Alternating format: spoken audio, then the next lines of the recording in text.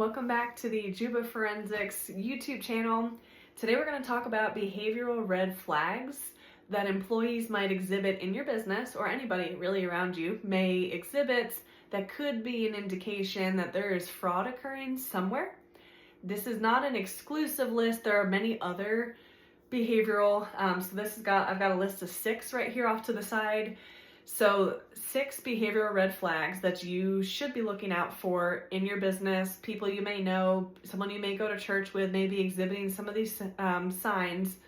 So those 6 behavioral red flags are living beyond one's means, financial difficulties, unusually close with a vendor or a customer, excessive control issues or unwillingness to share duties, irritability, suspiciousness, or defensiveness, and a general wheeler-dealer attitude involving unscrupulous behavior. So those are very specific, but not specific at the same time, so I'll go a little more into detail.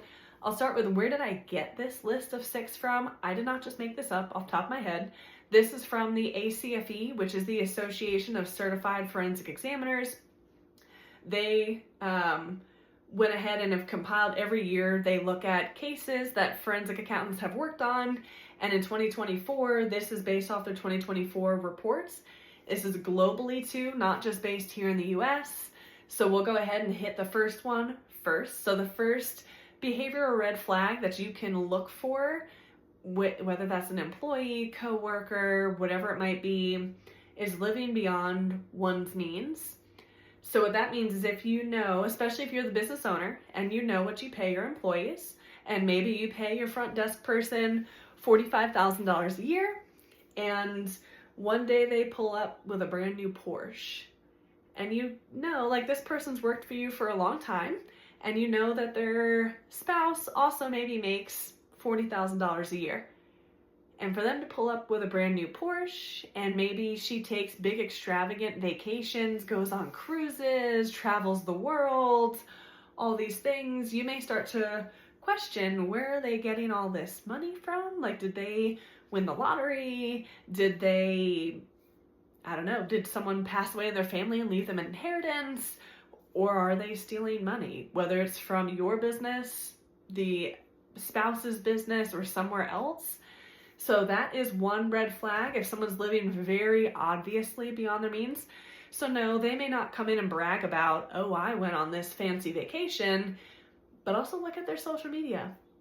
That people love to post things like that on social media. People love to post the new toys they're buying or the new house they just bought, especially if you are the owner and maybe you're not in the office every day.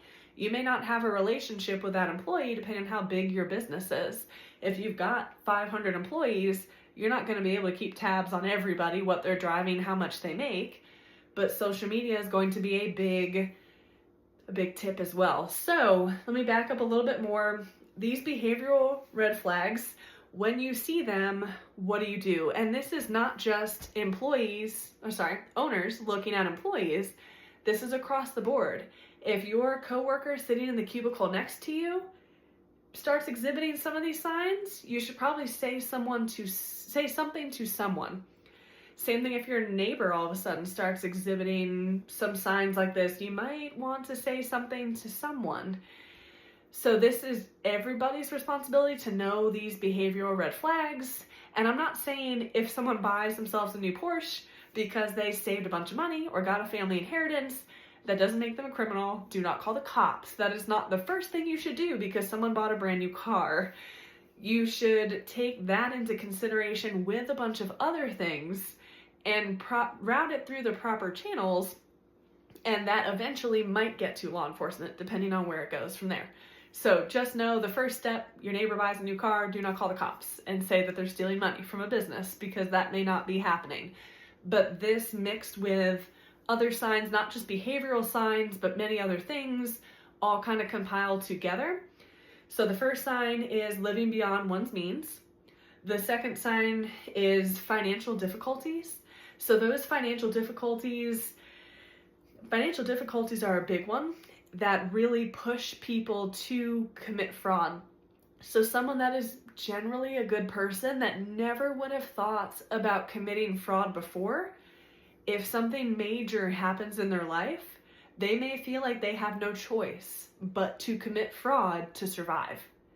And that is probably one of the scariest places to be in. So it is all about knowing your employees, knowing your coworkers, knowing your neighbors, knowing your family, knowing all of that, and helping in any other way that you can, talking things through with them, helping provide and find other resources for them. So financial difficulties can look like a lot of things to a lot of people. Maybe they are gamblers and racked up a lot of gambling debts. It could be loss of a loved one, maybe loss of a spouse, and that was the breadwinner of the family. It could look like losing a house to foreclosure. There's so many things that could trigger financial difficulties. Natural disaster comes through, they didn't have flood insurance, then their house is flooded, and now they don't know what to do. Like, there are so many things. Kid is a drug addict and needs to be put in a special rehab and they can't afford it and they're having financial difficulties. Like, there are so many things that can be financial difficulties that I can't provide you with an exclusive list.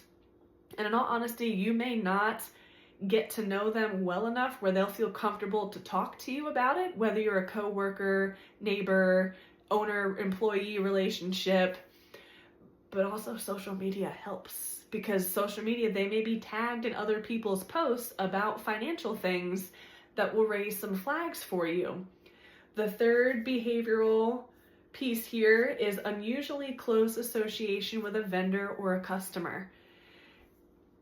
Now, this employee, maybe the vendor or customer is a really good friend of theirs.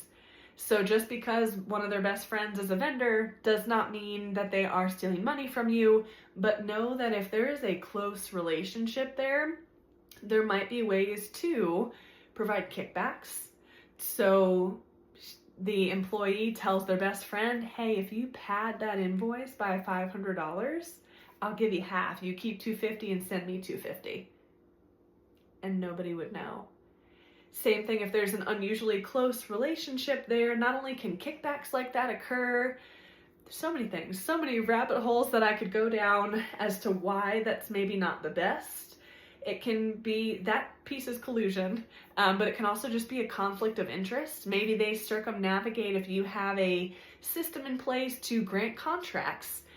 If that employee is really close to a vendor, they might be able to circumnavigate your system that you have in place to give contracts the correct way.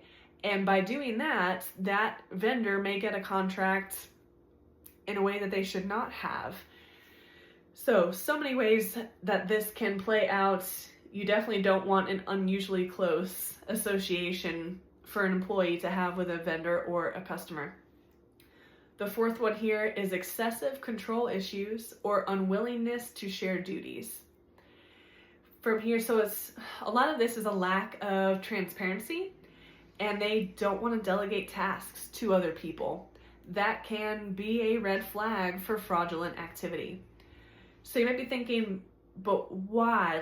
So yes, not being able to delegate is a skill set problem by itself, but why does that mean fraud?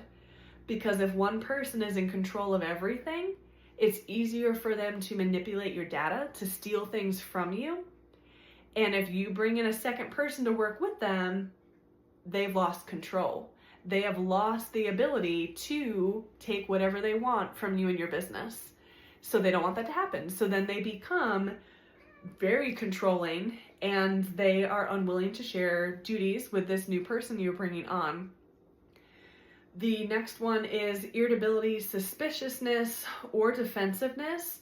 So this isn't to say if somebody is in general a suspicious person, or if somebody in general is just irritable. Maybe someone in general is just defensive. That just could be their personality type, but what you're looking for is a change. What you're looking for is somebody that was happy-go-lucky and is maybe having financial issues in their business. If they're having financial issues, not in their business, in their personal life, if they're having financial issues and struggles and other things happening, what they may do from their, sorry about my cat, hold on. Next time she will not be allowed in the room with me while I'm recording these. Anyway, irritability, suspiciousness, or defensiveness, look for behavioral changes.